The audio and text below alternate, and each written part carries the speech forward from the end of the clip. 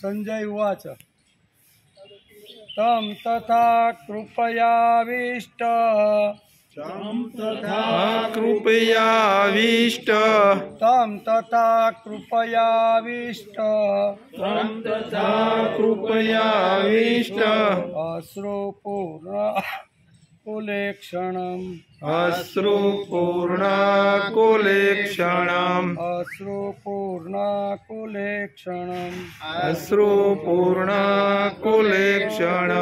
तं तथा कृपयाविष्ट अश्रुपूर्णकुलेक्षणम् तं तथा कृपयाविष्ट अश्रुपूर्णाकुलेक्षणम् विषीदन्तं मिदं वाक्यम् विषीदन्तम् इदं वाक्यम् विषीदन्तम् इदं वाक्यम् विषीदन्तम् इदं वाक्यम् उवाच मधुसूदन उवाच मधुसूदनम् उवाच मधुसूदन उवाच मधुसूदनम् विषीदन्तमिदं वाक्यम् उवाच मधुसूदन विषीदन्तमिदं वाक्यम् उवाच मधुसूदनम् तं तथा कृपयाविष्ट अश्रुपूर्णकुलेक्षणम् विषीदन्तमिदं वाक्यम् उवाच मधुसूदन तं तथा कृपयाविष्ट अश्रुपूर्णाकुलेक्षणम् विषीदन्तमिदं वाक्यम् उवाच मधुसूदनम् श्री भगवान वाच श्री भगवान वाच कुतस्त्वाकस्मलमिदं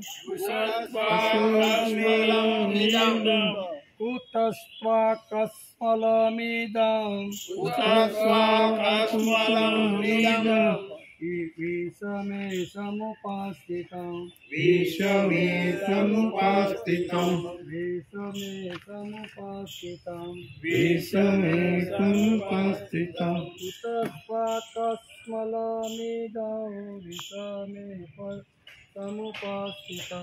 कुतस्त्वाकस्मलमिदं विषमे समुपास्थिता अनार्य जोष्टमस्वर्गम्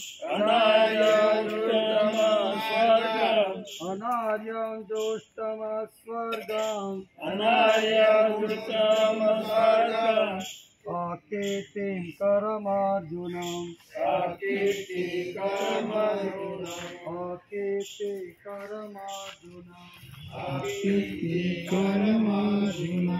अनार्य जोष्टमस्वर्गम् अकीर्तिं करमार्जुनम्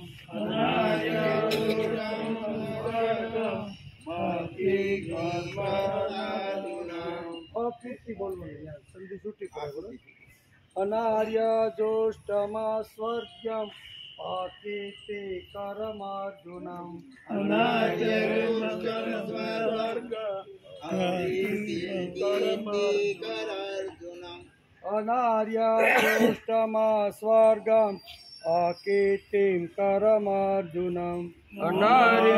जोष्टमस्वर्गम् अकीर्तिं करमार्जुनम् कुतस्त्वाकस्मलमिदं विषमे समुपस्थितम् अनार्य जोष्टमस्वर्गम् अकीर्ति करमार्जुनम्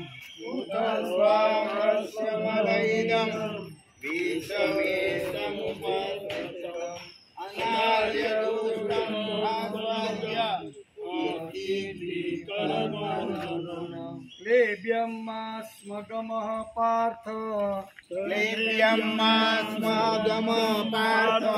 क्लेब्यमास्मगमः पार्थ क्लेब्यमास्मगमः पार्थ नैतत्वा उपपद्यते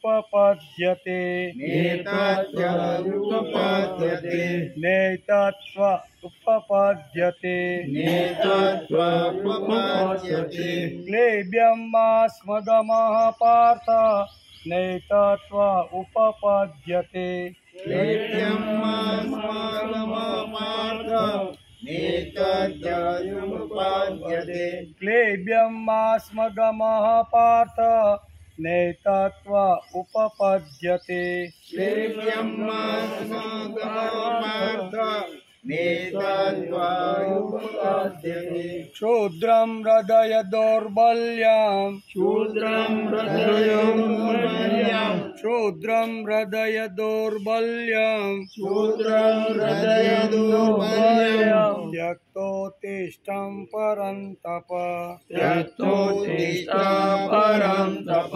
त्यक्तोत्तिष्ठ परन्तप त्यक्तोत्तिष्ठ परन्तप क्लेब्यमास्मगमः पार्थ नेतत्व उपपद्यते क्षुद्रं हृदय दौर्बल्यं त्यक्तोत्तिष्ठं परन्तप क्लेब्यमास्मगमपार्थ नेतत्वोपपद्यते शूद्रं हृदयदौर्बल्यं त्यक्तोत्तिष्ठ परन्तप હવે 1 થી 3 વારે देवसुतं देवं कंसचाणूरमर्दनं देवकी परमानन्दं कृष्णं वन्दे जगद्गुरुं गुरु ब्रह्मा गुरु विष्णु गुरुदेवो महेश्वर गुरु साक्षात् परब्रह्म तस्मै श्री गुरुवे नमः नारायणं नमस्कृत्यं नरं चैव नरोत्तमं देवी सरस्वती व्यासं ततो जयामुदीरये ततो जयामुदीरये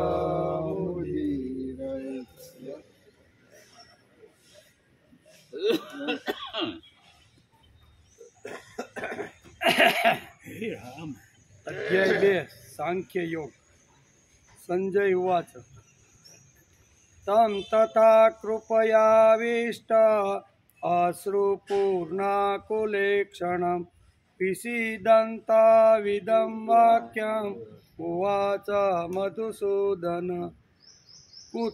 श्रीभगवान् उवाच कुतस्त्वाकस्मलमिदं समुते कुतस्त्वाकस्मल इदं विषमे समुपस्थितम् अनार्यजोष्टमस्वर्गम् अकीर्तिङ्करमर्जुनम् क्लेब्यमास्मगमः पार्थ नैतत्व उपपद्यते क्षुद्रं हृदय दौर्बल्यं त्यक्तोत्तिष्ठ परन्तप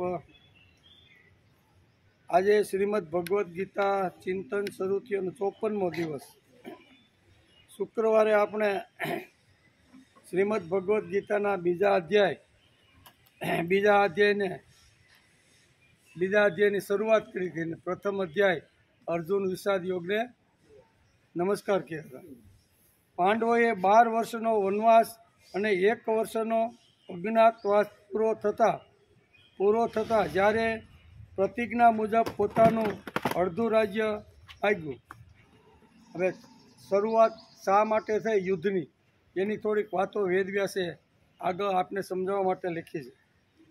ત્યારે દુર્યોધને અડધું રાજ્ય તો શું 100ની અણી જેટલી જમીન પણ આપવાની ના કહી દીધી. આથી પાંડવોએ કુંતા માતાની આજ્ઞા પ્રમાણે યુદ્ધ કરવાનું સ્વીકાર્યું. જ્યારે ભગવાન વિષ્ટિ કરવા માટે હસ્તિનાપુર આવ્યા, વિષ્ટિ સફળ થાય નહીં. પછી માતા કુંતા અને મળવા માટે જાય છે. ફૈબાને પૂછે છે, તમારે કાંઈ પાંડવો માટે સંદેશો મોકલાવવાનો છે? 13 વર્ષથી તમારા દીકરાઓ જુદા થઈને જંગલમાં વનમાં આટા મારે છે. હવે એ ઉપલવો શ્રાવણીમાં આવી ગયા છે બરાબર વિરાટનગરમાં, તમારે કાંઈ સંદેશો આપવો હોય તો આપો. એ કે તમે શા માટે આવ્યા હતા? કૃષ્ણ કે તો કે હું આ વિષ્ટિ કરવા માટે આવ્યો હતો પણ કોઈ સફળ થઈ નથી. બધા યુદ્ધની તૈયારી અહીં કૌરવ પક્ષમાં કરી રહ્યા છે. ત્યારે કુંતા માતા અલગ અલગ સંદેશો પાંચેય પાંડવોને આપે છે કે જો તમે મારી પેટે જન્મ લીધો હોય અને ક્ષત્રાયણીના પુત્ર જ તમે હોય ને તો 13 વર્ષથી જેમ કૂતરાને ખોરાક નાખે ને એવી રીતે હું હસ્તિનાપુરમાં જીવન પસાર કરી રહી છું. તમારા જેવા આવા વીર યોદ્ધાઓ આ જગતની અંદર હોય અને મારી આવી દશા, આમ કરીને કુંતા માતા પાંચેય પાંડવોને, ભીમને, અર્જુનને બધાને કહેશે કે ધિક્કાર છે તારી ગદાને, ધિક્કાર છે તારા ગાંડીવને, કે તારી પાસે આટલી મોટી શક્તિ હોવા છતાં મારે હસ્તિનાપુરની અંદર આ એક જેલખાનાની અંદર પુરાઈ અને આવો રોટલો મારે ખાવો પડે છે. માટે તમે કોઈ પણ વિશે યુદ્ધ કરી અને તમારું ગયેલું રાજ્ય તમે પાછું મેળવો. એટલે અહીંયા કહે છે કે કુંતા માતાની આજ્ઞા લઈ અને પાંડવોએ યુદ્ધની તૈયારી કરી. એટલે કુંતા માતાનું ખૂબ જ ઈચ્છા હતી કે આવા દુષ્ટ લોકો તો મરવા જોઈએ. એટલે કે આથી પાંડવોએ કુંતા માતાની આજ્ઞા પ્રમાણે યુદ્ધ કરવાનું સ્વીકાર્યું. આ રીતે પાંડવો અને કૌરવો વચ્ચે યુદ્ધ કરવાનું નિશ્ચિત થઈ ગયું. બંને પક્ષે તૈયારીઓ થઈ ગઈ. મહર્ષિ વેદવ્યાસને ધૃતરાષ્ટ્ર ઉપર ઘણો સ્નેહ હતો. વેદવ્યાસને ધૃતરાષ્ટ્ર ઉપર ઘણો સ્નેહ હતો. એ સ્નેહને લીધે તેણે ધૃતરાષ્ટ્ર પાસે આવીને આ કહ્યું. વેદવ્યાસ હસ્તિનાપુર આવ્યા, એને ખબર પડી ગઈ કે હવે યુદ્ધ નક્કી થઈ ગયું છે. એટલે વેદવ્યાસ ધૃતરાષ્ટ્રને કહે છે તારા ઉપર મને પ્રેમ છે, અત્યાર સુધી તું આંધળો રહ્યો, અત્યાર સુધીની ઘટના તે બધી જોઈ નથી પ્રત્યક્ષ, પણ કાવતરામાં પહેલો નંબર તારો જ છે. તે પણ છતાંય હવે યુદ્ધ થવાનું છે તો યુદ્ધની અંદર તારે પ્રત્યક્ષ જો જોવાનું હોય તો હું તને દિવ્ય દ્રષ્ટિ આપું. આવું કોણે કીધું? વેદવ્યાસે હસ્તિનાપુરમાં આવી રાજા ધૃતરાષ્ટ્રને કીધું. યુદ્ધ થવું અને તેમાં ક્ષત્રિયોનો સંહાર થવો અનિવાર્ય છે. વેદવ્યાસે કીધું કે હવે યુદ્ધ તો નક્કી જ થઈ ગયું છે અને એમાં ક્ષત્રિયનો સંહાર પણ અનિવાર્ય થઈ ગયો છે અને કોઈ ટાળી શકે એમ નથી. છેલ્લામાં છેલ્લા પ્રયત્ન ભગવાન શ્રી કૃષ્ણે અહીંયા હસ્તિનાપુરમાં આવીને વિષ્ટિ કરી, એ છેલ્લો પ્રયત્ન હતો. એ પહેલાં આગળ ઘણા બધા યુદ્ધ ન થાય એના માટે પાંડવોએ અનેક પ્રકારના પ્રયત્નો કર્યા છે અને યુદ્ધ થાય એના માટે કૌરવોએ અનેક પ્રકારની આવી રીતની યોજનાઓ ઘડી છે. બંને પક્ષે આવી રીતનું થઈ ગયું છે. તેથી હે રાજા ધૃતરાષ્ટ્ર, યુદ્ધ તો નિશ્ચિત છે એમ વેદવ્યાસ એને સમજાવે છે. યુદ્ધ તો અનિવાર્ય છે, એને કોઈ ટાળી શકતું નથી. યુદ્ધ જોવાની જો તમારી ઈચ્છા હોય તો હું તમને દિવ્ય દ્રષ્ટિ આપું. ધૃતરાષ્ટ્રને એવું કે યુદ્ધ જો તમારે કુરુક્ષેત્રના મેદાનમાં પાંડવ કૌરવ વચ્ચેનું જે યુદ્ધ છે તમારે જો જોવું હોય તો હું તમને દિવ્ય દ્રષ્ટિ આપું એમ વ્યાસે કહ્યું, જેનાથી તમે અહીંયા બેઠા બેઠા સારી રીતે યુદ્ધને નિહાળી શકશો. ધૃતરાષ્ટ્રે કહ્યું, જન્મભર હું આંધળો રહ્યો, હવે કુળના સંહારને હું જોવા ઈચ્છતો. અત્યાર સુધી તો હું આંધળો રહ્યો અને કુળનો સંહાર થતો હોય એ હવે હું જોવા ઈચ્છતો નથી. આમ વ્યાસને અહીંયા ધૃતરાષ્ટ્ર. પરંતુ યુદ્ધ કેવી રીતે થઈ રહ્યું છે એ સમાચાર સાંભળવાની મારી જરૂર ઈચ્છા છે. મારે હવે દિવ્ય દ્રષ્ટિ જોવી નથી. અત્યાર સુધી કુળનું ઘણું બધું આમ તેમ થયું, એ બધું હું જોઈ શક્યો નથી. તો સંહાર વખતે હવે મારે યુદ્ધ જોવું નથી, પણ યુદ્ધમાં શું થઈ રહ્યું છે કુરુક્ષેત્રમાં એ જોવાની મારી એકદમ તમન્ના, એકદમ મારી ઈચ્છા જરૂર છે. તેથી વ્યાસે સંજયને દિવ્ય દ્રષ્ટિ આપી. કાંઈ વાંધો નહીં, તારે સાંભળવાનું જ હોય તો સંદેશા વાહક તરીકે હું સંજયને દિવ્ય દ્રષ્ટિ આપું છું. એટલે વેદવ્યાસે સંજયને દિવ્ય દ્રષ્ટિ આપી છે. તેનાથી એ સમગ્ર યુદ્ધને, બધી જ ઘટનાને અને યોદ્ધાઓને મનમાં આવેલા વિચારોને પણ જાણી શકશે. આ દિવ્ય દ્રષ્ટિની એવી તાકાત છે, ખાલી બહારનું જોવે એટલું નહીં પણ અંદર યોદ્ધાઓના મનની અંદર શું ચાલી રહ્યું છે ને એ જોઈ શકશે એવી આ દિવ્ય દ્રષ્ટિની તાકાત છે. આમ વેદવ્યાસે કહી અને આ દિવ્ય દ્રષ્ટિ કોને આપી? સંજયને આપી. નક્કી કરેલા સમય પ્રમાણે કુરુક્ષેત્રમાં યુદ્ધ શરૂ થયું. 10 દિવસ સુધી સંજય યુદ્ધના સ્થળે રહ્યા. ભીષ્મ બાણશૈયા ઉપર આવી ગયા. પછી સંજય હસ્તિનાપુર આવ્યા. બરોબર ને? સંજય ક્યાં આવ્યા પછી? હસ્તિનાપુર. એ સાંભળી ધૃતરાષ્ટ્રને ભારે દુઃખ થયું. વિલાપ કરવા લાગ્યા. બાણશૈયા ઉપર આવી રીતના પિતામહ ભીષ્મ આવી ગયા છે એ સાંભળે અને રાજા ધૃતરાષ્ટ્રને ખૂબ દુઃખ થયું. પછી સંજયને યુદ્ધનો પૂરો વૃત્તાંત સાંભળવા કહ્યું. તેથી બીજા અધ્યાયના પ્રથમ શ્લોકમાં સંજય ધૃતરાષ્ટ્રને સંભળાવે છે. આપણે અહીંયા સુધી પ્રથમ અધ્યાયને કે હવે એને બીજા અધ્યાયની અંદર અહીં શું કહી દીધું? અહીંયા ભગવાનની એન્ટ્રી થાય છે અને આખું હસ્તિનાપુરમાંથી બેઠા બેઠા કુરુક્ષેત્રના મેદાનમાં કઈ કઈ ઘટનાઓ બને છે એ બધી જ અત્યારે સંજય ધૃતરાષ્ટ્રને સમજાવે છે. બીજા અધ્યાયમાં ભગવાનની એન્ટ્રી થાય છે. શું છે? અત્યાર સુધી પહેલા અધ્યાયના જે શ્લોકો 47 શ્લોક સુધી આપણે જોયું તો એમાં ભગવાને વચ્ચે ક્યાંય માથું માર્યું નથી. ફક્ત કોણ? અર્જુનની કાંઈ દલીલો હતી, દુર્યોધનને જે કાંઈ આખા સૈન્યનું નિરીક્ષણ અને પરીક્ષણ કરી અને જે કાંઈ કહેવાનું હતું એ 2-4 પાત્રો એવી રીતના પ્રથમ અધ્યાયની અંદર આવ્યા. ભગવાન વચ્ચેમાં કોઈ જગ્યાએ બોલ્યા નથી. કારણ કે એટલા બધા પ્રશ્ન અને એટલા બધો દલીલબાજ તર્કબાજ અર્જુન હતો. ભગવાન કે કાંઈ વાંધો નહીં, તારા જે કાંઈ પ્રશ્નો છે ને એ શાંતિથી મને બધા કે.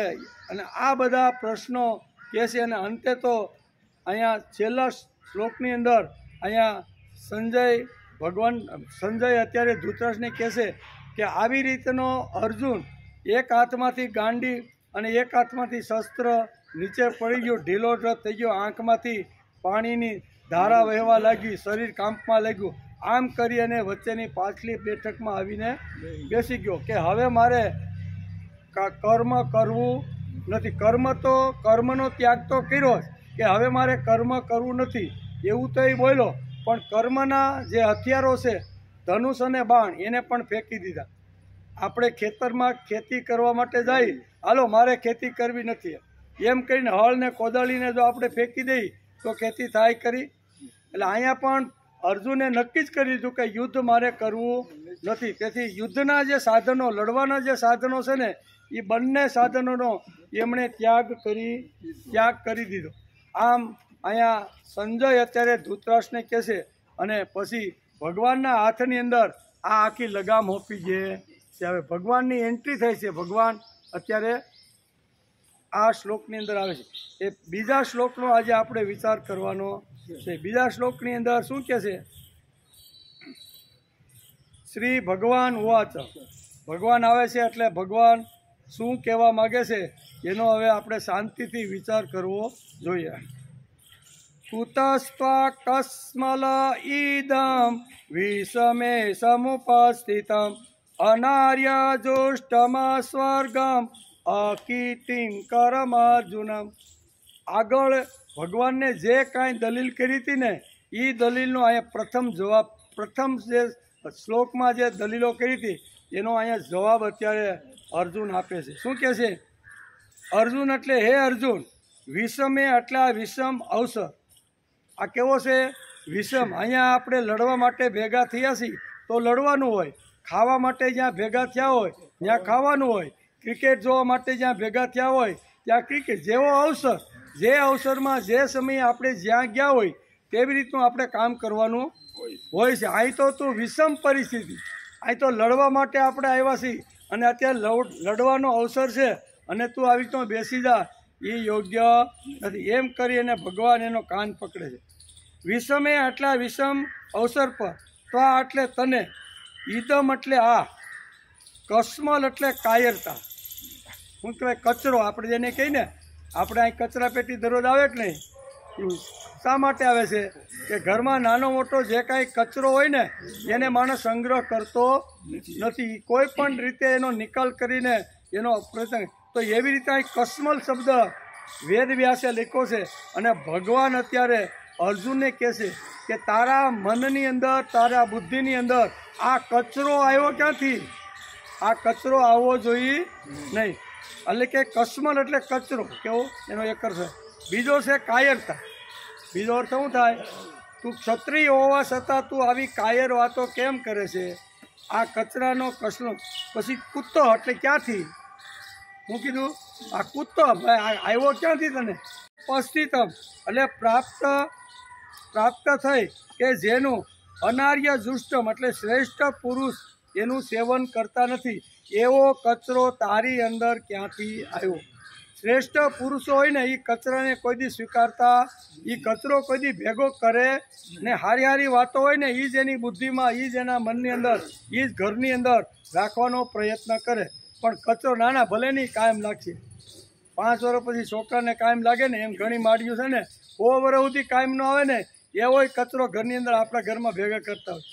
તો એ કચરાની અહીંયા ભગવાન વાત કરે છે કે તું આવી રીતનો ક્ષત્રિયનો બચ્ચો છો, લડવા માટે તારો જન્મ થયો છે, આટલા 13 વર્ષ સુધી તમે કષ્ટ ભોગ્યું છે અને અત્યારે યુદ્ધ જેવું આવું પવિત્ર કાર્ય હાથમાં આવ્યું છે અને એનો તું ત્યાગ કરી અને કસ્મલ કે કાયરતાની જેમ શા માટે પાછલી બેઠકમાં તું બેસી ગયો?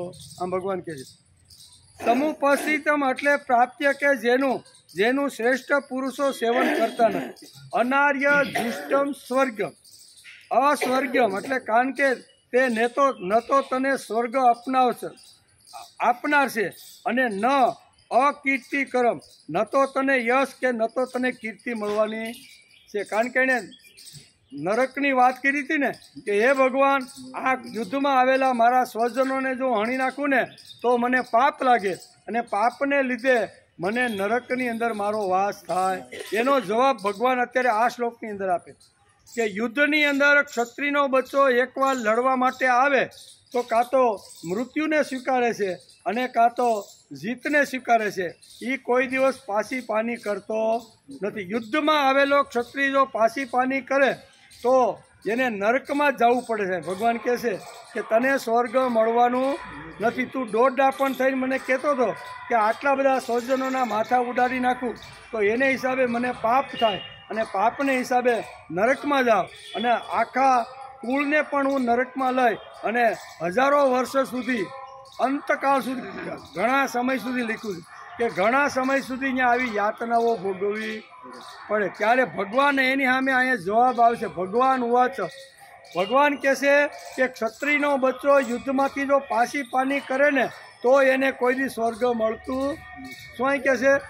યુદ્ધ માટે તૈયાર થયેલો કોઈ ક્ષત્રિય હોય અને એ પોતે લડવાને બદલે નાસીપાસ થાય અને બેસી જાય અને ન લડવાનું કહીને હથિયારો ફેંકી દે તો એને કોઈ દી સ્વર્ગ મળવાનું।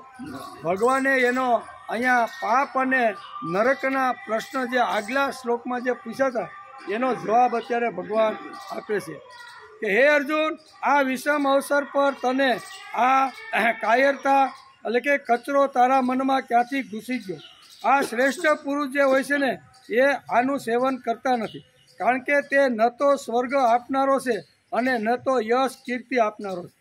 યશ પણ મળે નહીં અને કીર્તિ પણ મળે નહીં, એમ આ શ્લોકની અંદર ભગવાન અર્જુનને આ પ્રમાણે જવાબ આપે છે। અર્જુન એટલે આ સંબોધન અત્યારે ભગવાને કર્યું છે। આ શ્લોકની અંદર અર્જુનના નામનું સંબોધન ભગવાન શ્રી કૃષ્ણે કર્યું છે।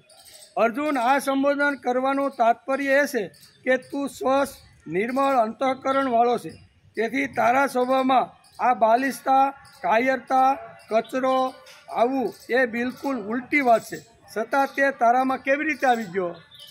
ભગવાન અહીંયા કહે છે તું ક્ષત્રિયનો બચ્ચો છો ને ક્ષત્રિયના બચ્ચાની અંદર આ બધી વાતો કાયરતા છે, કચરો છે અથવા આવી રીતની બાલિશતા છે એ કોઈ દિવસ આવતી નથી। ક્ષત્રિયના બચ્ચાની અંદર કોઈ દી આ વસ્તુ આવતી નથી। આ તો ઉલટી વાતો તારા મનમાં આવી ગઈ છે, તો આ ઉલટી વાતો કેવી રીતે આવી? આમ ભગવાન સહજ અર્જુનને પુકાર કરીને અર્જુનના નામથી કહે છે। આ સંબોધન કરવાનું તાત્પર્ય એ છે કે તું સ્વસ્થ નિર્મળ અંતઃકરણવાળો છે, તેથી તારા સ્વભાવમાં બાલિશતા, કાયરતાનું આવું એ બિલકુલ ઉલટી વાત છે, છતાં એ તારામાં કચરો ક્યાંથી ઘૂસી ગયો? કુતસ્વા કસ્મલમિદમ વિષમે સમુપસ્થિતમ। ભગવાન આશ્ચર્ય પ્રગટ કરતા અર્જુનને કહે છે કે આવા યુદ્ધના પ્રસંગે તારામાં શૂરવીરતા, ઉત્સાહ, ચૈતન્ય આવવા જોઈતા હતા, પરંતુ આ સમયે તારામાં આ કાયરતા કચરો ક્યાંથી આવી ગયો? વારંવાર ભગવાન એને અર્જુનને સંબોધન કરીને કહેશે કે હે અર્જુન, તારા જીવનની અંદર અત્યારે તો વીર વૃત્તિ તારી અંદર હોવી જોઈએ. તું તો આવો વીર છો એમ. અને આવા વીરને કે આવા વીરનો જે ઉત્સાહ છે, સ્ફૂર્તિ છે, ચૈતન્ય છે, આ બધું બહાર નીકળીને આ તારા મનમાં આ કચરો ક્યાંથી આવી ગયો? આશ્ચર્ય બે રીતે થાય છે. પોતે નહીં જાણવાને કારણે અને બીજાને ચેતવણી આપવા માટે ભગવાનનું અહીં જે આશ્ચર્યપૂર્વક બોલવું છે તે કેવળ અર્જુનને ચેતવણી આપવા માટે છે, જેથી અર્જુનનું ધ્યાન પોતાના કર્તવ્ય તરફ. આશ્ચર્ય બે રીતે થાય, બરાબર. એક તો પોતે નહીં જાણતો હોય અને કોઈ જણાવે તો પણ આશ્ચર્ય થાય, અને જાણતો હોવા છતાં પોતાના હથિયાર છોડી દે ત્યારે ભગવાનને એમ થાય કે ક્ષત્રિયનો બચ્ચો લડવા માટે આવ્યો છે ને હથિયાર કેમ છોડી દીધા? એ માટે ભગવાનને અહીંયા આશ્ચર્ય શબ્દ વાપર્યો છે. કુત એટલે કહેવાનું તાત્પર્ય એ છે કે મૂળમાં આ કાયરતા રૂપી દોષ તારામાં સંયમમાં નથી. આ તો આગંતુક દોષ છે જે સદા રહેવા વાળો નથી. આ તો ક્ષણિક માત્ર છે. કેટલો? આ રહેવા માટે નથી. તું જ્યારે યુદ્ધ કરવા માટે આવ્યો ત્યારે તારો ઉત્સાહ, ત્યારે સ્ફૂર્તિ, તારું ચૈતન્ય, તારો જે વીરવૃત્તિ માટેની જે વાતો હતી ને એ બધી જબરજસ્ત હતી.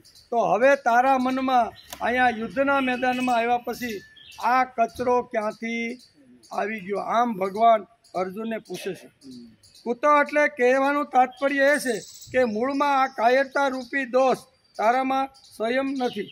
આ તો આંગતુક છે, દોષ છે જે સદા રહેવાનો નથી. આ દોષને તારે કાઢવાનો પ્રયત્ન કરવો કે આ કાયરતા કેવળ તારા ભાવોમાં જ અને વચનોમાં જ નથી આવી, પરંતુ તારી ક્રિયાઓમાં પણ આવી ગઈ છે. આ જે કચરો છે ને, આ જે કાયરતા છે એ ખાલી તારા મનમાં આવી નથી, તારા શરીર ઉપર પણ અસર થઈ ગઈ. અને એટલે જ આગલા 2 શ્લોકની અંદર કીધું ને કે 8 પ્રકારની અસર એના શરીર ઉપર થવા. એક મનમાં કચરો ઘૂસી જાય, મનની અંદર અજ્ઞાન આવી જાય, મનની અંદર વેમ આવી જાય, મનની અંદર ઘણી બધી પુસ્ત્ર એટલે કચરો આવી જાય તો ઘણી બધી શરીર ઉપર પણ અસર થઈ જાય છે. એમ ભગવાન કહે છે કે હે અર્જુન, આ ફક્ત તારા મન ઉપર આવેલો કચરો નથી, પણ તારા શરીર ઉપર પણ આ કચરો મને દેખાઈ રહ્યો છે. એટલે પરસેવેથી રેબરેજ રૂવાડી ઊભી થઈ જાય છે, મુખમાંથી પાણી સુકાઈ જાય છે, ચામડી બળવા લાગે છે, પૃથ્વી આવી હતી આમ હલતી હોય એવું લાગે છે, ઊભા રહેવાની ઈચ્છા થાય. આ બધા જે આવ્યું એનું કારણ શું છે કે આ ફક્ત જે કચરો છે એ તારા મનમાં આવ્યો નથી, તારા શરીર ઉપર પણ આ કચરાની અસર થઈ છે એવું ભગવાન અત્યારે કહે છે. કહેવાનું તાત્પર્ય છે કે આ કાયરતા કેવળ તારા ભાવોમાં અને વચનોમાં જ નથી આવી, પરંતુ તારી ક્રિયાઓમાં પણ આવી ગઈ છે. કેવી ક્રિયા? એટલે એના શરીરની અંદર આવી ગઈ છે, પરંતુ તારી ક્રિયાઓમાં પણ આવી ગઈ છે. એ તારા ઉપર સારી રીતે સવાઈ ગઈ છે, જેને કારણે તું ધનુષ્ય બાણ છોડીને રથના પાછળના ભાગમાં તું બેસી ગયો. ખાલી તારા મનમાં આવ્યું છે એટલું નહીં, તારા કર્તૃત્વમાં એટલે કર્મની અંદર આવી ગયું છે કે હવે મારે યુદ્ધ કર્મ કરવું નથી. એમ બંને હાથમાંથી ધનુષ્યને બાણ છોડી અને તું પાછલી બેઠક ઉપર બેસી ગયો છે. એમ કે અનાર્ય જુષ્ટમ. અનાર્ય જુષ્ટમ એટલે સમજદાર શ્રેષ્ઠ મનુષ્યોમાં જે ભાવો પેદા થાય છે તે પોતાના કલ્યાણના ઉદ્દેશ્યને થઈને થાય છે. એટલા માટે આ શ્લોકમાં ઉત્તરાર્ધમાં ભગવાન સૌથી પહેલાં ઉપયુક્ત પદ આપીને કહે છે કે તારામાં જે કાયરતા, તારામાં જે કચરો, તારામાં જે દોષ આવી ગયો છે તે કાયરતાને શ્રેષ્ઠ પુરુષો કોઈ દિવસ સ્વીકાર કરતા. શ્રેષ્ઠ પુરુષ હોય ને આવી વાતનું બેની સામે 2 વસ્તુ પડી હોય તો એમાં સારી વાત જ શ્રેષ્ઠ પુરુષ હોય એ એનો સ્વીકાર કરે છે. તારા જેવા શ્રેષ્ઠ પુરુષે આ બધું શા માટે સ્વીકાર્યું? કારણ કે તારી આ કાયરતામાં કલ્યાણની વાત બિલકુલ નથી. કલ્યાણ ઈચ્છનારા શ્રેષ્ઠ મનુષ્યો પ્રવૃત્તિ અને નિવૃત્તિ બંનેમાં પોતાના કલ્યાણનો ઉદ્દેશ રાખે છે. આ ભગવાન અત્યારે બહુ સરસ રીતે આપણે આ શ્લોકની અંદર સમજાવવાનો પ્રયત્ન કરે છે કે પ્રવૃત્તિ અને નિવૃત્તિ આ બંનેનો સમન્વય રાખી અને શ્રેષ્ઠ પુરુષે કામ કરવું.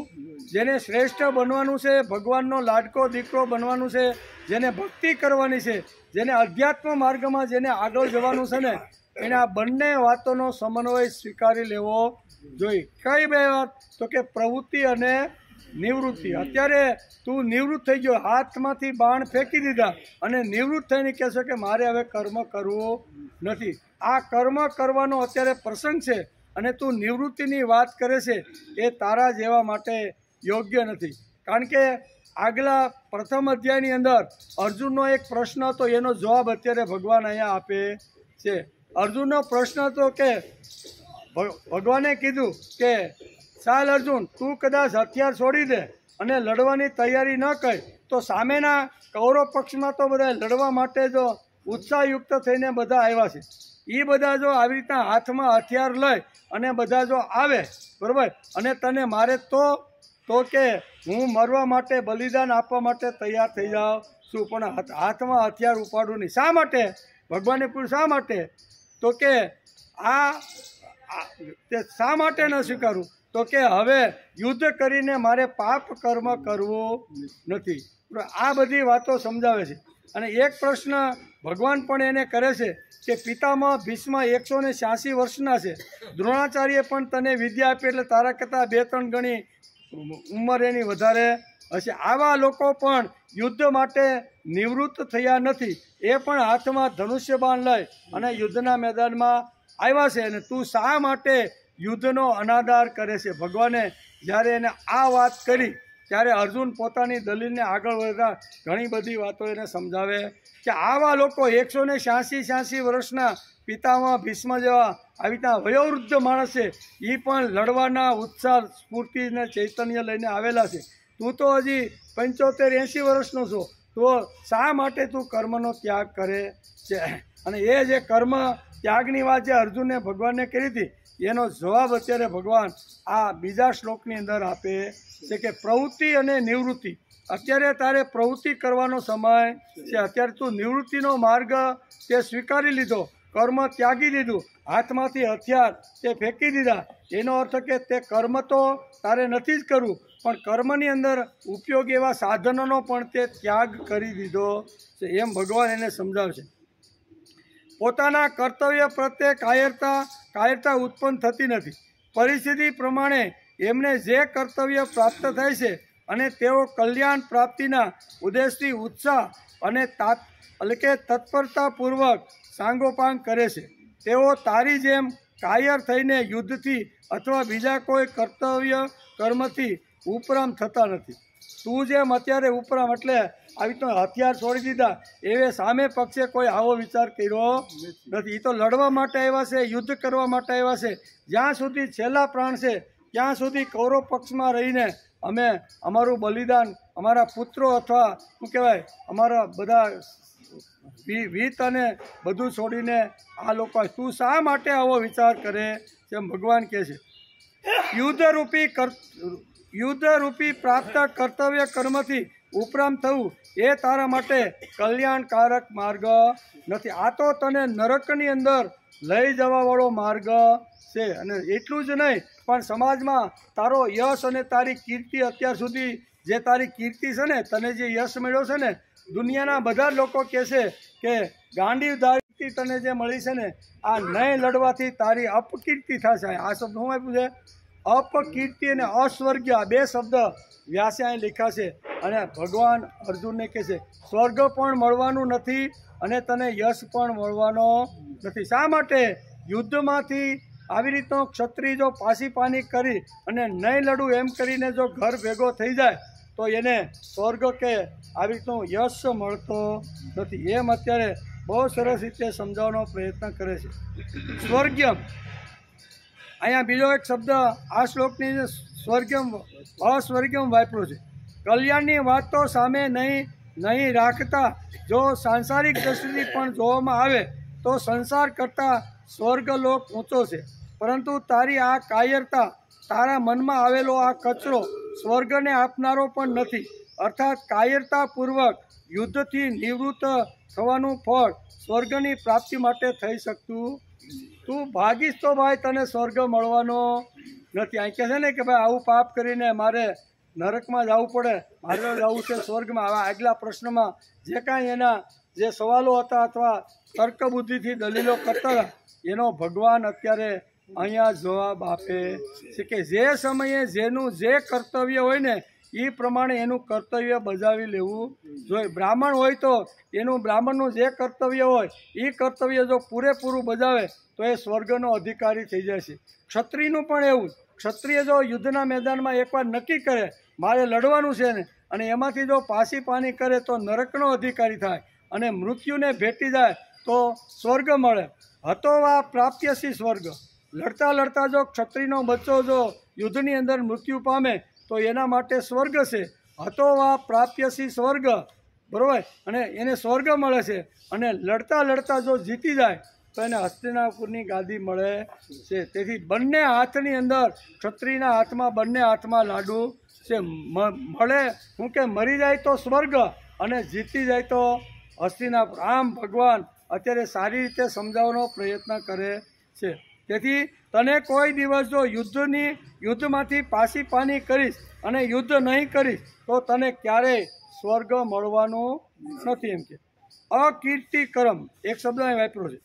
જો સ્વર્ગ મળવાનું પણ લક્ષ્ય ન હોય તો સારો ગણાતા પુરુષ જે એ કામ કરે છે જેનાથી સંસારમાં કીર્તિ મળે, પરંતુ તારી આ જે કાયરતા છે, તારા મનમાં ઘૂસેલો જે આ કચરો છે તે આ લોકમાં પણ કીર્તિ યશ આપનારી નથી અને મૃત્યુ પછી પરલોકની અંદર પણ તને કીર્તિને યશ મળવાનો નથી. જ્યાં મૃત્યુ પામ્યા પછી તું જે જગ્યાએ જઈશ ને ત્યાં પણ તને અપકીર્તિ મળશે.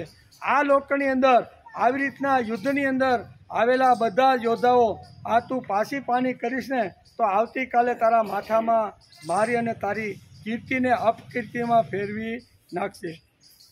એટલે કે કાયરતા આવી એ બધી જ રીતે અયોગ્ય છે. ભગવાને અહીં અનાર્ય દુષ્ટમ સ્વર્ગમ અને અપકીર્તિ 3 શબ્દો આ શ્લોકની અંદર અહીંયા ભગવાને વાપર્યા છે.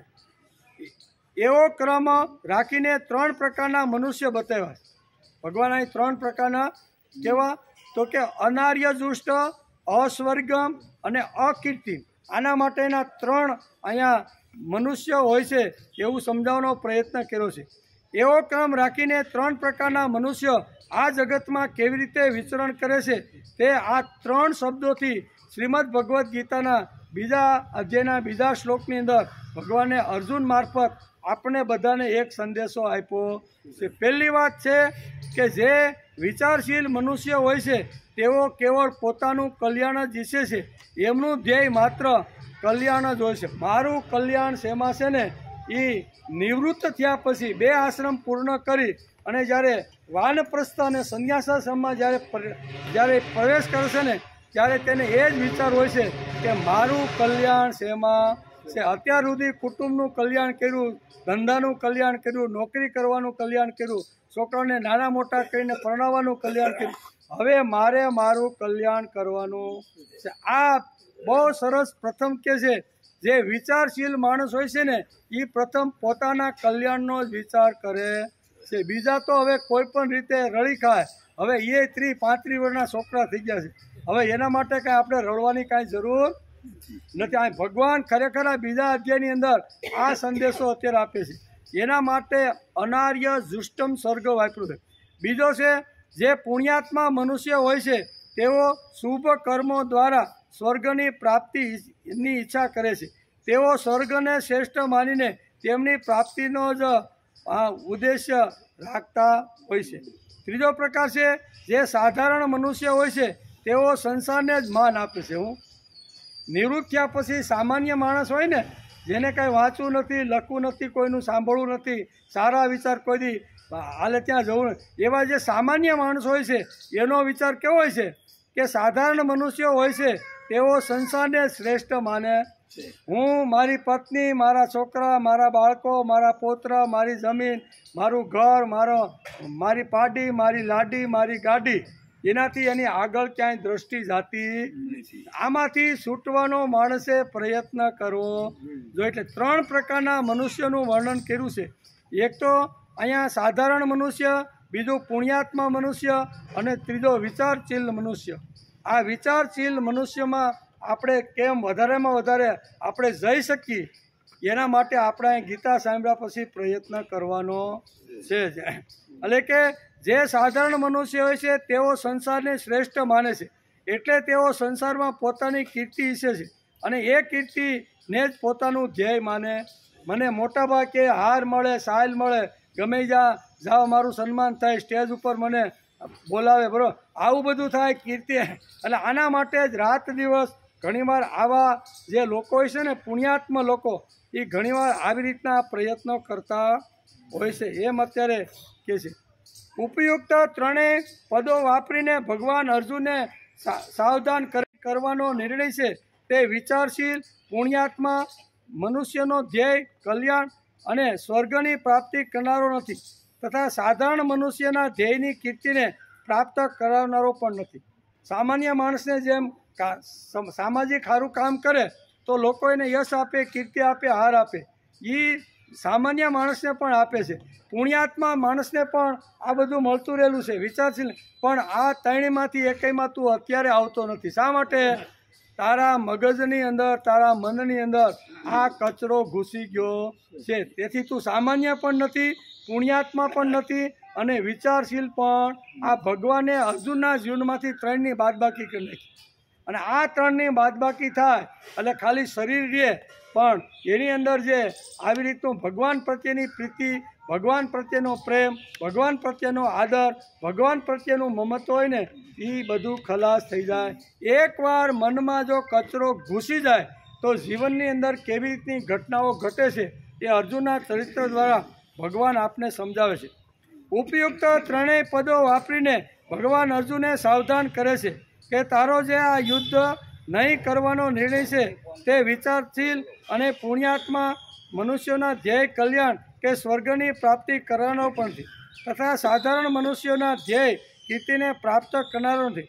એટલે મોહને લીધે તારો યુદ્ધ નહીં કરવાનો નિર્ણય ખૂબ જ તુચ્છ છે, હલકો છે, કે જે તારું પતન કરવાવાળો છે. કેવો? તું નહીં લડીને તો તું એમ કહેતો હતો કે ભાઈ આને 100 જણોને મારીને મારે નરકમાં જવાનું નથી. આ ભગવાન એને કહે છે હવે જો તો નહીં લડીને તો તું નરકમાં જવાનું.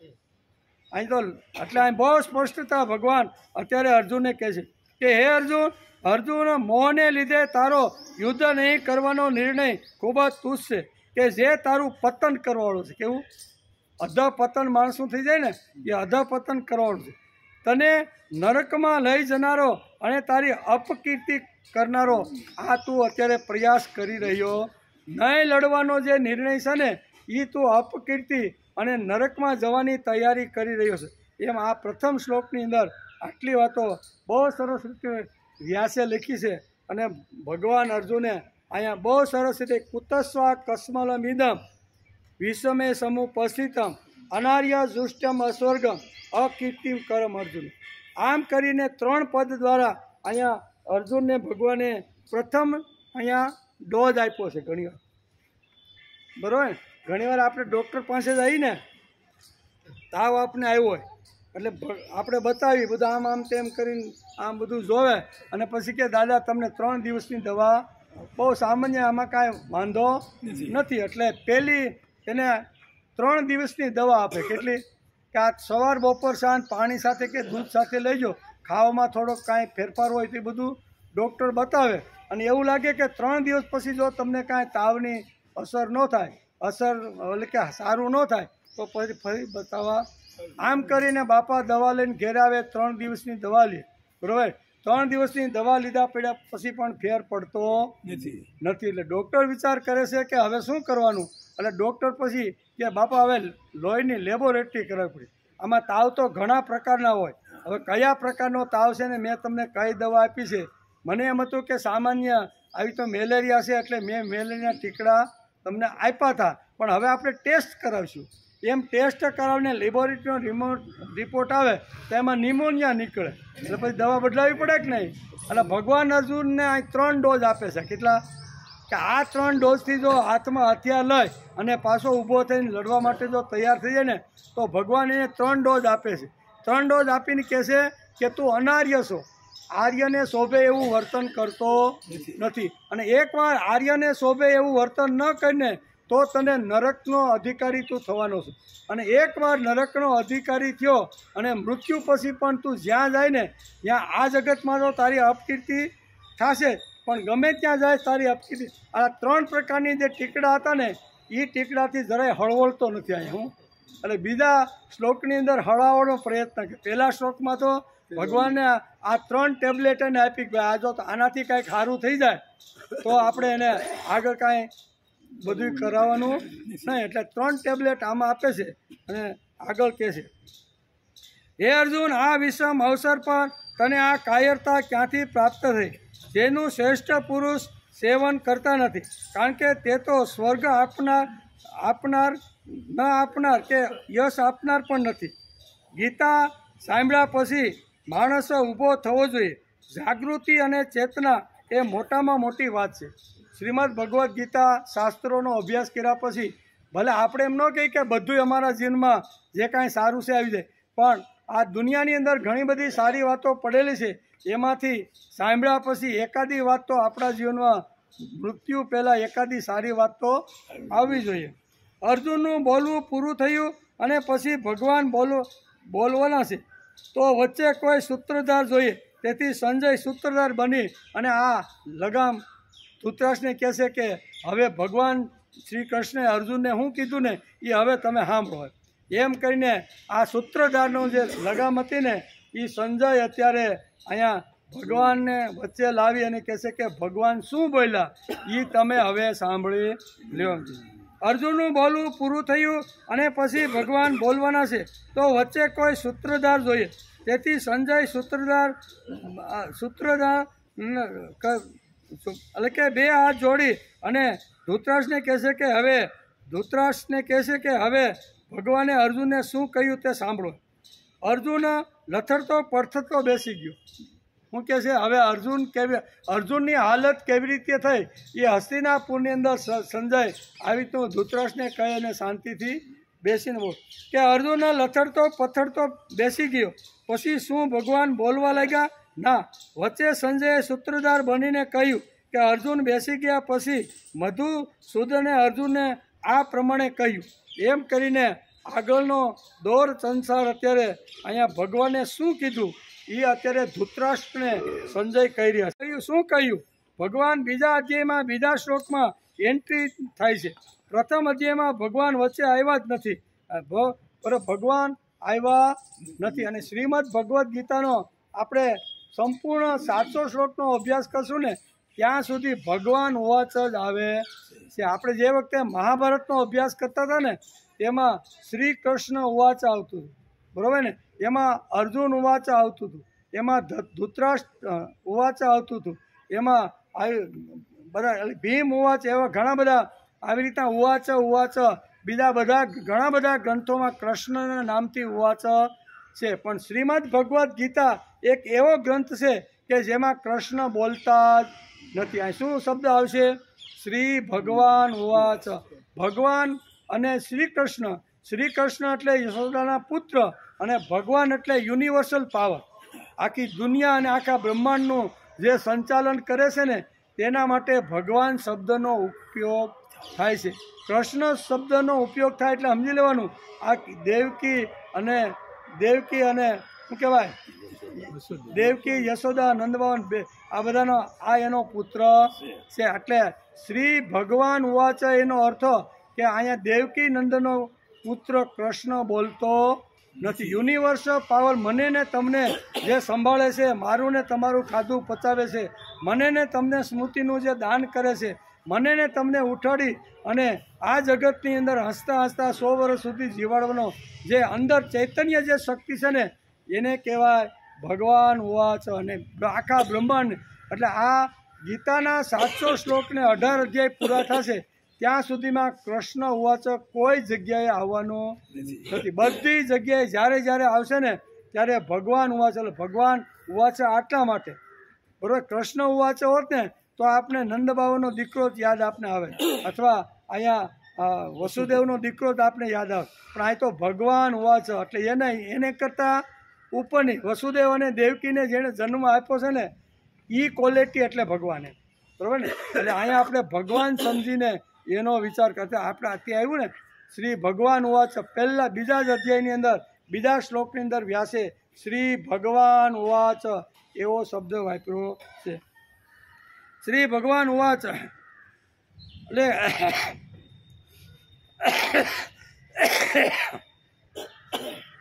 હે અર્જુન, વિષમ સમયે આ કચરો ક્યાંથી આવ્યો? જે વાત તને શોભતી નથી અને જે જગ્યાએ જે શોભતું હોય તે શોભે. અત્યાર તું ક્ષત્રિયનો બચ્ચો છો, લડવા માટે ઘણા સમયથી યુદ્ધની તૈયારી માટે હથિયારો અને દિવ્યાસ્ત્ર શોધવા માટે ખોળવા માટે ગયો હતો, અને હવે તને આ જે આવ્યું છે એ તારા માટે યોગ્ય. આમ કરી એને કહે છે. આ શ્લોકમાં ભગવાન પ્રથમ મુદ્દો પકડે છે કે આ વિષમ પરિસ્થિતિમાં તને આવો વિચાર ક્યાંથી? આ કેવી પરિસ્થિતિ છે? વિષમ એટલે જે જગ્યાએ જે સ્થાન ઉપર જે માટે ગયા હોય ને એ કામ કરવું જોઈએ. એની જગ્યાએ બીજું કામ કરવા જઈએ તો શું થાય? હે, આપણે કોઈ શમશાન યાત્રામાં ગયા હોય, કોઈ બાપાઓ થઈ ગયા હોય અને બરાબર સૈયા આવી શું કહેવાય બળતી હોય, બરાબર, અને એ વખતે લગ્નના ગીત જો ત્યાં શરૂ કરી તો એ સારું લાગે? જે સમયે જ્યાં ગયા હોય એનો એવી રીતે એના 15મા અધ્યાયનું પારણ થાય, 12મા અધ્યાયનું પારણ થાય, ભગવાનની થોડીક વાતો થાય, એવું જે સમય. અને એવી રીતે લગ્ન કોઈના થતા હોય અને કોઈ આવીને ભાષણ આપવા માંડે, આ દેહ તો નશ્વર છે, આ તારું શરીર યુવાન ઘરડું થવાનું છે, ઘરડું થયા પછી રોગ થાય અને રોગ થયા પછી તું મરી જવાનું છો, આવું કોઈ આપે તો શું થાય? બોલો, વરમાળા તોડીને 2 ઝાપટ ઝીકી દે કે નહીં? એટલે અટાણે હું પરણવા આવ્યો છું, 25 વર્ષની મારી યુવાની છે, સંસાર મારે કરવાનો છે, અને તું આવી વાતો લઈને ક્યાં આવ્યો? એમ. એટલે જે સમયે જે શોભતું હોય તે શોભતે, બરાબર. કાંઈ લગ્નમાં કાંઈ મરસિયાના ગીતો ગવાય નહીં. એટલે આ બધી વાતો અહીંયા ભગવાન કહે છે કે અત્યારે વિષમ પરિસ્થિતિ છે, લડવા માટે એક બાજુ 7 અક્ષરની, બીજી બાજુ 11 અક્ષરની સેના ભેગું થઈ ગયું છે. એટલે કે પિતામહ ભીષ્મે પણ શંખ ફૂંકી અને આહ્વાન પણ આપી દીધું. આવા સમયે તારા મગજની અંદર મારે લડવું નથી એમ કરીને હથિયાર છોડીને તું શા માટે બેસી ગયો? ભગવાન પ્રથમ આ શ્લોકની અંદર એને નાની એવી ટેબ્લેટો આપીને સમજાવવાનો પ્રયત્ન કરે છે. આગળ ફટકા તો મારવાના છે, પણ અત્યારે ધીમે ધીમે હળવે હળવે આ મૂર્છામાંથી બહાર આવી જાય ને તો બીજું કાંઈ મારે કરવું નહીં. જેમ ડૉક્ટરને એમ થાય કે આ બાપાને ક્યાં ખર્ચો કરાવો, એટલે પહેલાં 3 દિવસની સામાન્ય ટેબ્લેટ આપે અને પછી જો ન થાય તો પછી લેબોરેટરી કરાવે. એવી રીતે ભગવાન કહે છે કે આ 3 ફટકા એને મારી દઉં અને 3 ફટકામાં જો ઊભો થઈ જાય તો પછી કાંઈ વાંધો નહીં. નહીંતર તો મારે એનું મોટું થિયેટરમાં જઈને મોટું બધું ઓપરેશન કરવું પડશે. એટલે આ બધી વાતો છે. આ શ્લોકમાં પ્રથમ મુદ્દો પકડે છે કે આ વિષમ પરિસ્થિતિમાં તને આવો વિચાર કેમ આવ્યો? નહોતું લડવું તો વ્યાસ અને મને એટલે હું વિષ્ટિ કરવા માટે ગયો તો તે, અને જંગલમાં તમને વ્યાસ મળવા માટે આવ્યા હતા. એ 2 મુદ્દા અત્યારે અર્જુનને ભગવાન અત્યારે યાદ કરે છે. જો તારે યુદ્ધ જ કરવું નહોતું તો આવા મહાપુરુષો તને જંગલમાં જ્યારે 13 વર્ષના વનવાસ દરમિયાન વ્યાસ આવ્યા અને એણે તમને આવી રીતના અસ્ત્રો લેવાની જ્યારે વાત કરીને દિવ્યાસ્ત્ર, ત્યારે હુકામ ભાઈ તે મહેનત કરી, હુકામાં તપસ્યા કરી, હુકામાં શંકર ભગવાન હારે લડ્યો ને એના હુકામ માથા માર્યું, બરાબર. આ બધું તે કરવાનું કારણ શું હતું? એમણે સ્વર્ગમાં પૂગ્યો પાછો, અને સ્વર્ગમાં જઈને પણ ઇન્દ્ર ભગવાન પાસેથી બધા દિવ્ય અસ્ત્ર. તો ભાઈ તારે લડવું જ નહોતું ભાઈ, તો આ 13 વર્ષ સુધી તે આવો પુરુષાર્થ હુકામાં કર્યો, એમ ભગવાન અત્યારે કહે છે. નહોતું લડવું તો વ્યાસ અને મને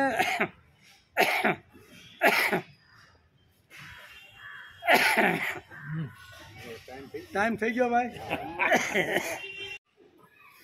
ભગવાન વાચ શ્લોક નંબર 2 એનો અત્યારે આપણે અભ્યાસ કરીએ છીએ. એમાં શ્રી ભગવાન વાચ બીજા શ્લોકમાં ભગવાન બોલવાની શરૂઆત કરે છે. કુતસ્ત્વા કસ્મલમેદમ વિષમે સમુપસ્થિતમ અનાર્ય જોષ્ટમ અસ્વર્ગમ અકીર્તિમ કરમ અર્જુનમ. હે અર્જુન, આ વિષય આ વિષમ અવસર પર તને આ કાયરતા ક્યાંથી પ્રાપ્ત થઈ કે જેનું શ્રેષ્ઠ પુરુષો સેવન કોઈ દી કરતા નથી એમ, કારણ કે તે ન તો સ્વર્ગ આપનારી છે, તું જે તારા મનમાં જે કચરો ઘૂસી ગયો છે એ તને સ્વર્ગ અપાવશે નહીં, ન તો યશ પણ આપશે. આ વાત ભગવાન અર્જુને અહીંયા પોતાના મનમાંથી કચરો કાઢવા માટેની જે કાંઈ ટેબ્લેટ છે ને એ પ્રથમ ટેબ્લેટ આપે છે, એનો વિચાર અત્યારે કરી છે. એમાં એક કસ્મલ મિદમ એટલે કચરો. હે અર્જુન, તારા મગજમાં આ કચરો ક્યાંથી ઘૂસી ગયો? કસ્મલના ઘણા અર્થ અહીંયા સંસ્કૃતમાં છે. કસ્મલ એટલે મોહ. કસ્મલનો એક અર્થ થાય છે મોહ, બીજો અર્થ થાય છે અજ્ઞાન, ત્રીજો અર્થ થાય છે કચરો, ચોથો અર્થ થાય છે નબળાઈ. આ ચારે ચાર વાતો તારી અંદર ક્યાંથી ઘૂસી ભાઈ? હતી તો નહીં, બરોબર. જેમ પિતામાં ભીષ્મે શંખ ફૂંક્યો અને તારો હાથ સીધો ગાંડી ઉપર જઈને સીધો ધડાકો માર્યો, બરોબર ને, તો એ આ બધું ગયું ક્યાં એમ? આ ભગવાન અહીંયા અર્જુનને અત્યારે જે પહેલાં જે ઘટનાઓ ઘટી હતી એની થોડીક યાદ અપાવે છે કે આ કચરો તારા મનમાં ક્યાંથી આવ્યો, આ નબળાઈ તારા મનમાં ક્યાંથી આવી, અજ્ઞાન અને આ મોહ આ તારા જેવા આવા અર્જુનની અંદર ક્યાંથી ઘૂસી ગયો એમ કે તારા મગજમાં જે આવ્યું છે અનાર્ય જુષ્ટમ અસ્વર્ગમ હલકે અપકીર્તિ, કોઈ પણ સજ્જન માણસને ન શોભે ને એવું તું અત્યારે કરીને બેસી ગયો છે. સજ્જન માણસને કોઈ દી યુદ્ધમાં ગયા પછી સજ્જન માણસ કોઈ દી પાછી પાની કરે નહીં, એવું તું કરીને બેસી ગયો છે. એવું આ તારું વર્તન છે તે અનાર્ય વર્તન છે. કેવું? આર્યને શોભે એવું વર્તન તારું નથી. આર્ય અને અનાર્ય બે શબ્દો આપણી ભારતીય સંસ્કૃતિમાં છે. અહીંયા પ્રથમ બીજા અધ્યાયની અંદર બીજા શ્લોકમાં અહીંયા અનાર્ય શબ્દ ભગવાને અર્જુન માટે વાપર્યો છે. અનાર્ય એટલે જે તને શોભે નહીં તેવું, અનાર્ય એટલે અજ્ઞાન, અનાર્ય એટલે વેમ, અનાર્ય એટલે પાખંડ. આ બધું તારી અંદર તને શોભે એવું લાગતું નથી. એટલે અનાર્ય જુષ્ટમ અસ્વર્ગમ અકીર્તિ આવા શબ્દો ભગવાન અર્જુન માટે વાપરે છે. આર્ય અને અનાર્ય એ જાતિ નથી એમ, પણ ઘણા ઇતિહાસકારોએ આ બધું ખોટું આપણા ભારતની અંદર ઇતિહાસની અંદર ઘણું બધું ઘુસાડી દીધું છે. આર્ય અનાર્ય જાતિ નથી, એ ગુણવાચક શબ્દ છે. આર્ય કેવો છે? આર્ય અર્થનો થાય ગુણવાચક શબ્દ છે. એટલે કે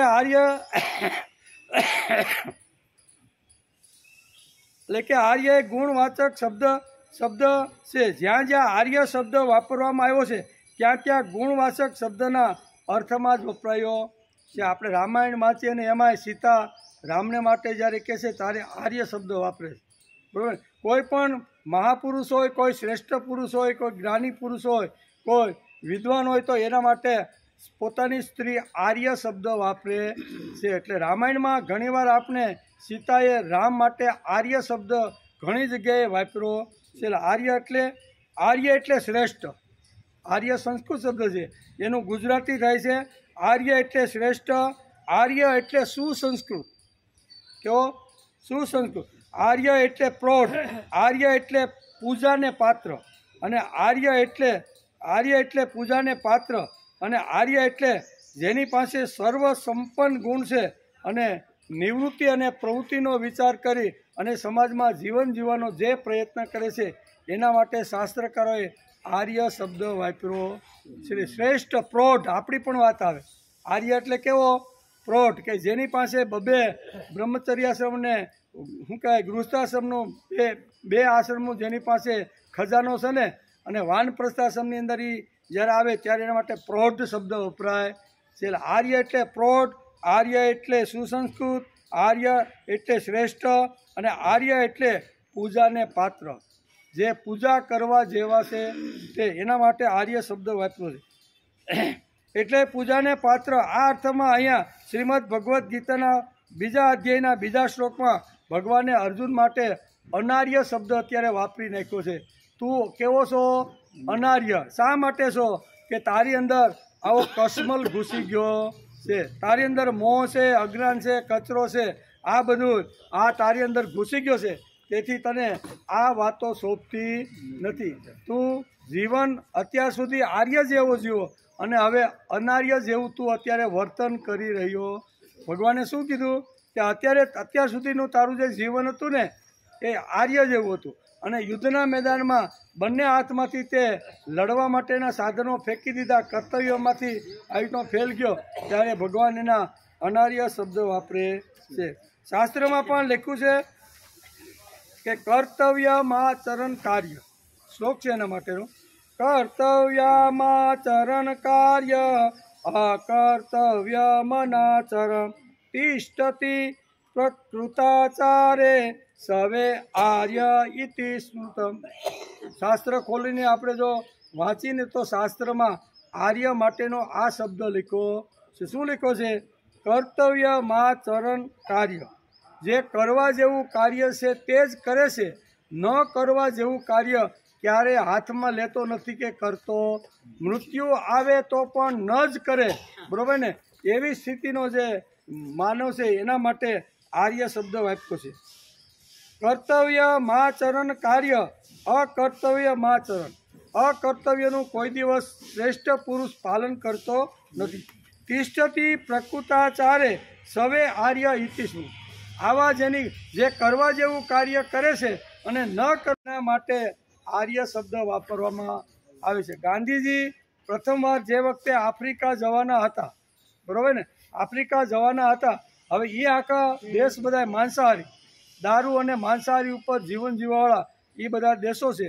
એટલે એની બાએ એને કીધું કે હું તને આફ્રિકા જવા દઈશ નહીં. તારો વિચાર ગમે તેટલો સારો શ્રેષ્ઠ હોય, ગમે એટલું કામ સારું કરવા માટે જતો હોય ને, પણ હું તને ત્યાં જવા દઈશ. શા માટે? તો કે ત્રણ ત્યાં વાત બહુ ગંભીર છે. એક તો ચારિત્ર ભ્રષ્ટ લોકો છે, બીજું દારૂ પીવે છે અને માંસાહારી છે. તું ત્યાં જાય અને થોડા દિવસ રોકાઈને તો આ ત્રણ વસ્તુ તારી અંદર આવી જશે. તેથી ગાંધીજી એની માની પાસે પ્રતિજ્ઞા કરે છે કે માં, તું મને આફ્રિકા જવા દઈશ ને તો હું 3 વાતો ક્યારેય કરીશ. પાછો ભારત ફરું ને ત્યાં સુધી મારા જીવનમાં કોઈ દિવસ ગમે તેટલો ત્યાં આગ્રહ છે, ગમે તેટલું મરવું પડશે ને તો મરી જઈશ, પણ અખાદ્ય ખોરાક હું કોઈ દી ખાઈશ ને, પીવાનું જે દ્રવ્ય છે ને એ કોઈ દી મોઢામાં નાખીશ નહીં, પર સ્ત્રી સાથે ક્યારે હું આવી. આ 3 પ્રતિજ્ઞા લે છે. એનો ઇતિહાસ ગાંધીજીનો વાંચી તો ખબર પડે કે ગાંધીજી આફ્રિકા જતા પહેલાં એના માતાના ચરણમાં કહેશે કે માં, તારી ઈચ્છા નથી આટલા માટે ને, પણ એ 3માંથી એક પણ કાર્ય હું કરીશ નહીં. એટલે કાર્ય અહીં કહે છે ને અકર્તવ્યમાચરણ, કે જે કરવા જેવું છે તે કરે અને ન કરવા જેવું ક્યારેય ન કરે ને, એના માટે ભલે પછી ધોતી પહેરી હોય ને તો પણ એના માટે આર્ય શબ્દ વપરાય છે. સોવણીને માથે ટોપી પહેરી હોય ને પણ આ વાતોનો જે સ્વીકાર કરીને જીવન જીવવાનો પ્રયત્ન કરતો હોય તો એના માટે આર્ય શબ્દ વપરાય છે. પછી મને ભગવા પહેરીને એકદમ આમ ધડબડાટી બોલાવતો હોય અને આચાર અને વર્તન ગમે તેવું હોય ને તો બહારથી કદાચ આપને સારું લાગે પણ એ અનાર્ય એના માટે વાપરી શકાય. આ ભલે ખેતી કરતો હોય, સામાન્ય મજૂરી કરતો હોય, પણ આ વાતોનો જેણે સ્વીકાર કરીને જીવન જીવવાનો પ્રયત્ન કર્યો છે એના માટે શાસ્ત્રકારોએ અહીંયા આર્ય શબ્દ વાપર્યો છે. કરવા યોગ્ય કાર્ય જે કરે અને ન કરવા યોગ્ય કાર્ય જે કરતો નથી અને એ રીતે પોતાના આચાર પર રહે છે તેવો માનવ આર્ય કહેવાય. આચાર ઉપર ગાંધીજી પાછા આફ્રિકાથી આવ્યા ને ત્યાં સુધી 3 વસ્તુનો સ્પર્શ એના જીવનમાં થયો નથી. એના માટે આર્ય શબ્દ જ વપરાય. મહાભારતના ઉદ્યોગ પર્વમાં લખ્યું છે વ્યાસે, ઉદ્યોગ પર્વ આપણે વાંચતા હતા ને, મહાભારતના ઉદ્યોગ પર્વમાં લખ્યું છે કે વૃત્તેના આર્ય ભવતી. કેવું? વૃત્તેના આર્ય ભવતી ન દાનેન ન વિદ્યયા ન ધનેન ન વંશેન અને ન ચેજ્ય. શું કહે છે? આર્ય ખાલી દાન કરવાથી આર્ય થવાતું નથી, ખાલી વિદ્યા પ્રાપ્ત કરવાથી આર્ય થવાતું નથી, ધન ભેગું કરવાથી ખાલી આર્ય થવાતું, વંશ મારો સારો છે તેથી આર્ય થવાતું નથી, યજ્ઞ કરું તો પણ આર્ય થવા. આટલી 6 વાતો લખી છે ક્યાંક ને મહાભારતના અહીંયા ઉદ્યોગ પર્વમાં કે વૃત્તેના આર્યો ભવતી. એની વૃત્તિ કેવી છે, એનો વિચાર કેવો છે, એનું આચરણ કેવું છે, એમનું જીવન કેવું છે, એના ઉપરથી આર્ય શબ્દ થાય. દાન કરતો હોય અને કેટલાયના ગળા કાપી નાખતો હોય, યજ્ઞ કરતો હોય અને ક્યાંથી બધી સંપત્તિ ભેગી કરી અને સ્વાહ કરવા માટે પણ કેટલાયના ગળા કાપીને બધું કરતો હોય, તો એના માટે આર્ય શબ્દ વપરાય. ભલે યજ્ઞ કરતો હોય, દાન કરતો હોય, પણ તો આર્ય કોને ગણવાનો? તો અહીંયા ઉદ્યોગ પર્વની અંદર વેદવ્યાસે લખ્યું છે, વૃત્તેન આર્ય ભવતિ. વૃત્તિથી માણસ કેવો છે? ભલે સામાન્ય છે, બરાબર, સામાન્ય ખોરાક ખાઈને હું જીવતો હોઈશ, પણ કોઈની દાઢીમાં કે કોઈની લાચારી કે કોઈની જીભ કે કોઈની થૂક પકડીને મારે જીવવું, આવો જેમનો તેજસ્વી અને દિવ્ય વિચાર છે ને, એના માટે આર્ય શબ્દ વપરાય છે. કુંભારીથી ભલે મારે 2 દિવસ ભૂખ્યું રહેવું પડે, પાણી પીને કાઢી નાખીશ, પણ મારે કોઈની લાચારી કરવી નથી, મારે કોઈની જીભ પકડવી નથી, મારે કોઈની ક્ષુદ્રતા આવી રીતની કરવી નથી. હું પાટું મારીને રોટલો પેદા કરીશ, પણ મારી કમાણીનો જ રોટલો હું ખાઈ અને જીવન જીવવાનો પ્રયત્ન કરીશ. આના માટે શાસ્ત્રકારોએ મહાભારત અને શ્રીમદ ભગવદ્ ગીતાએ આર્ય શબ્દ વાપર્યો છે. આર્ય એટલે કાંઈ તમે વિચિત્ર વેશ પહેરી અને કથા વાર્તા કરવા લાગ્યા એટલે તમે આર્ય થઈ ગયા એવું સમજવાનું કોઈ કારણ નથી. મહાભારત વાંચો, ભગવદ્ ગીતા વાંચો, તો એ શાસ્ત્રોની અંદર બહુ સ્પષ્ટ રીતે વ્યાસે બહુ ચોખવટ કરીને સમજાવવાનો પ્રયત્ન કર્યો છે. આર્ય નામનો જે માનવ છે તે વૃત્તિથી એટલે કે પોતાના આચારથી એવો હોવો જોઈએ. વંશ, વિદ્યા, ધન કે દાન કે યજ્ઞથી એ મહાન નથી, પણ તેની વૃત્તિ કેવી છે એનાથી મહાન થઈ શકે છે. આજે અત્યારે અર્જુનનું જે વર્તન છે તે આર્યને શોભે એવું નથી. ભગવાન કહે છે અત્યારે તું જે વર્તન કરવા બેઠો છો ને એ આર્યને શોભે એવું, તું તો અનાર્ય થઈ ગયો. અનાર્યના જે કાંઈ દોષો હતા ને એ બધા દોષો તારી અંદર અત્યારે આવીને બેસી ગયા છે. એટલે ભગવાન એક આવો પ્રથમ પ્રયાસ કરે છે. આજે અત્યારે અર્જુનને જે વર્તન છે તે આર્યને શોભે તેવું નથી. અનાર્યને શોભે તેવું વર્તન અર્જુન તું કરી રહ્યો છે. તેથી ભગવાને બોલવાની સાથે જ અનાર્ય શબ્દ વાપર્યો. અનાર્ય જુષ્ટમાં સ્વર્ગમ અકીર્તિં કર્મ અર્જુનમ. આમ અનાર્ય શબ્દથી અર્જુનને સંબોધન કરીને કહેશે તું અનાર્ય જેવો થઈ ગયો. આર્યનો એક પણ જે તારી અંદર જે ગુણ હોવો જોઈએ ને એ એક પણ ગુણ અત્યારે હું જોતો નથી. કારણ કે તારી વૃત્તિ જ હાથમાંથી હથિયાર ફેંકી દીધા. જે કર્મયોગ કરવાના જે સાધન હતા ને, જે કરવા એ સાધનો જ તે ફેંકી દીધા. કર્મ ન કરવાનો એક નિયમ લીધો એ વાત તો જુદી, પણ કર્મ કરવા માટેના જે સાધનો છે ને એ પણ એનો ત્યાગ તે કરી દીધો છે. તેથી તું કેવો છો? અનાર્ય. એટલે આના અનાર્ય ખૂબ ભારે, વજનદાર અને શ્રેષ્ઠ શબ્દ છે. તેને ઊંડાણથી આપણે સમજવાનો પ્રયત્ન કરવો જોઈએ કે ભગવાને અહીંયા બીજા શ્લોકની અંદર, અહીંયા બીજા અધ્યાયમાં અર્જુન માટે અનાર્ય શબ્દ શા માટે? આર્ય અને અનાર્ય એ કોઈ જાતિ હતી નહીં, પણ એના ગુણ કેવા હતા એ ગુણ ઉપરથી આવી રીતના અનાર્ય અને આર્ય છે એવા 2 શબ્દો શાસ્ત્રકારો વાપરવાનો પ્રયત્ન કરે છે. ગીતાકાર જે શબ્દ વાપરે છે તે અદ્ભુત છે. શ્રીમદ ભગવદ્ ગીતાએ અહીંયા ભગવાને અર્જુન માટે આ શબ્દ વાપર્યો છે. શ્રીમદ ભગવદ્ ગીતાએ જે શબ્દ બીજા અધ્યાયના બીજા શ્લોકોમાં વાપર્યો છે તે શબ્દ અદ્ભુત છે. અનાર્ય જુષ્ટમ. કેવો શબ્દ વાપરો? અનાર્ય જુષ્ટમ. હે અર્જુન, આ આર્યને શોભે એવું તારું વર્તન નથી. સમજદાર માણસને ખાલી કહો કે તને આ શોભે, તે માણસ હચમચી જાય. સજ્જનને સારો માણસ હોય, એને કાંઈ ગુનો કરીને આવ્યો હોય અને તારા જેવાને ભાઈ આ શોભે એટલું જો એને કહો ને તો એને મરવા જેવું લાગે છે. એક જગ્યાએ ટાઈમ તો થઈ ગયો છે, પણ એક દ્રષ્ટાંત આ સમજવા માટે દ્રષ્ટાંત અહીંયા સમજવું પડે. આપી દો. આજે અત્યારે અર્જુન જે વર્તન કરે છે તે આર્યને શોભે તેવું નથી. અનાર્યને શોભે તેવું વર્તન અર્જુન કરે છે. તે ભગવાને બોલતાની સાથે જ અનાર્ય શબ્દ વાપર્યો છે. એક સરખો ગુનો કરી અને 4 ગુનેગારને પકડવામાં આવ્યો. 4 ગુનેગારનો એક સરખો જ ગુનો હતો. રાજાની આવી રીતની સભાની અંદર, રાજાના દરબારની અંદર આ 4 ગુનેગારોને દાખલ કરવામાં આવ્યા અને એ પ્રધાને કીધું કે આ 4 ગુના જે જે ગુનો કરીને આવ્યા છે એક સરખો જ ગુનો કર્યો છે તો એને તમે કેવી રીતે સજા આપશો? એમ કરીને ચારે ગુનેગારોને ત્યાં હાજર કરવામાં આવ્યા. એક સરખો ગુનો કરી 4 જણા આવ્યા. રાજાએ બધાને અલગ અલગ સજા આપી. લોકો વિચારવા લાગ્યા કે આવું કેમ? એક સરખો ગુનો કરીને આવ્યા અને ચારેને અલગ અલગ આવી રીતની સજા આપવામાં આવી. એકે કહ્યું, તારા જેવા સજ્જનને આ શોભે? એક જે પહેલાંને હાજર કોટડીમાં રાખીને પૂછ્યું કે તે આ ગુનો શા માટે કર્યો? તો કે ઊંધું ગાળીને બોલી ગયો. રાજા એટલું જ બોલ્યો કે તારા જેવા સજ્જન, તારા જેવા શ્રેષ્ઠ, તારા જેવા આવા વિદ્યાવાન માણસને આ તે ગુનો કર્યો એ ભાઈ તને શોભે? આ એક જ શબ્દ પહેલાં જે ગુનો કરીને આવ્યો તો એને એક જ શબ્દ કીધો કે તારા જેવા સજ્જનને શોભે. બીજાને 2 ફટકા માર્યા. ગુનો તો એક જ સરખો હતો.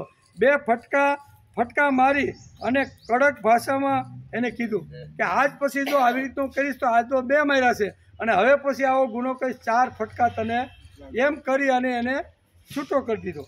ત્રીજાને કોટડીમાં ઊભો પૂરીને એને જેલમાં પૂરી દીધું. શું કીધું? એણે જે ગુનો કર્યો, ગુનો તો હરખો જ હતો, મારવાનો ગુનો એક જ સરખો હતો, પણ એકને કોટડીમાં પૂર્યો, એકને 2 ફટકા માર્યા અને એકને રાજાએ એટલું જ કીધું કે તારા જેવા શ્રેષ્ઠ પુરુષને આવું કર્મ શોભે ખરું? અને પૂરો. અને ચોથાને મોઢા ઉપર મેસ ચોપડી, ટકો કર્યો અને ગધેડા ઉપર ઊંધો બેહાડી અને આખા નગરમાં ફેરવો. નગરમાં ફેરવો તોય બધાને આમ કરતો જાય. હવે માથે ટકો છે, કાળો કરી નાખ્યો છે, છતાંય આમ કરે છે. મોઢા પર મેસ, ગધેડા ઉપર બેસાડ્યો, નગરમાં ફેરવો અને પ્રજા વિચારે આમ કેમ? કે આ રાજા પણ કેવા કે એક સરખો ગુનો અને 4ને અલગ અલગ આવી રીતની સજા શા માટે કરવામાં આવી? લોકો કહે આમ કેમ? વિશ્વાસુ માણસ હતો રાજાનો. એણે પૂછ્યું કે રાજા, તમે એક સરખો ગુનો કર્યો ને 4ને તમે અલગ અલગ સજા આપી, તો કે એક કામ કરીને મેં જે લોકોને સજા આપી છે એને ઘેરે તું જઈએ 4ને, બરાબર ને? 4ને ઘેરે તું જા એટલે તને ખબર પડશે કે મેં અલગ અલગ આવી રીતની સજા શા માટે આપી. લોકો કહે આમ કેમ? વિશ્વાસુ માણસને રાજાએ મોકલો. એ પહેલા માણસને ઘેર ગયો, અને મોકલો. તેમણે આપઘાત કરી નાખ્યો. શું કરી નાખ્યું? કે મારા જેવાને રાજાએ કીધું કે તારા જેવો માણસ અને આવો તને શોભે ખરું? એણે શું કરી નાખ્યો? આપઘાત કરી નાખ્યો. પહેલા માણસને ઘેર જોવા મોકલો તો તેમણે આપઘાત કર્યો. મારા જેવો આર્ય સમજદાર માણસ આવું કામ કરે અને રાજાને ઠપકો મને આપવો પડે એટલે હવે આ જગતમાં જીવવા જેવું નથી, એમ કે આપઘાત. આર્ય કહેવાનો અર્થ કે બધાને. અને ઓલો ગધેડા ઉપર બેઠો હતો ત્યાં તો એ તો ટણ હતી, કાંઈ નહીં, હજી મને ફેરવ્યો તો કાંઈ વાંધો નથી. જેલવાળા પાસે ગયો એ કે અહીં તો મારું દરરોજનું થઈ ગયું છે આવવાનું. આજ જેટલા દિવસની સજા છે પૂરી કરીને પાછો ગુનો કરે એટલે પાછું તો મારે આવવાનું. ઓલું કે ફટકા ખાઈ દે તો હું રીઢો થઈ ગયો છું મીઠાના. આ 4ને ઘેરે હજી 3 જીવે છે ને 3ને કોઈ અસર થઈ? અસર કોને થઈ? શ્રેષ્ઠ પુરુષને. આર્ય એટલે કોણ? આર્ય એટલે શ્રેષ્ઠ, આર્ય એટલે પ્રૌઢ, આર્ય એટલે સમજદાર, આર્ય એટલે સુસંસ્કૃત, આર્ય એટલે જે કરવા જેવું છે તે જ કરે, અને આર્ય એટલે જે નથી કરવા જેવું તે ગમે તેવા મોત આવે તો પણ ન કરવા માટે જે તૈયાર થાય છે. એના માટે અહીંયા શ્રીમદ ભગવદ્ ગીતાના 2 અધ્યાયના 2 શ્લોકની અંદર અહીંયા ભગવાને અર્જુનને અનાર્ય કહીને ફટકો એક મારી દીધો. હવે આ ફટકો કેવોક લાગ્યો છે કે નહીં? પછી હજી કે કાંઈ વાંધો નહીં, હું તો ફટકાથી ટેવાયેલો છું, બરાબર? તો એ ઘણી બધી વાતો છે, તો એનો વિચાર આપણે આવતીકાલે આપણે ક્યાં ઉતાવળ.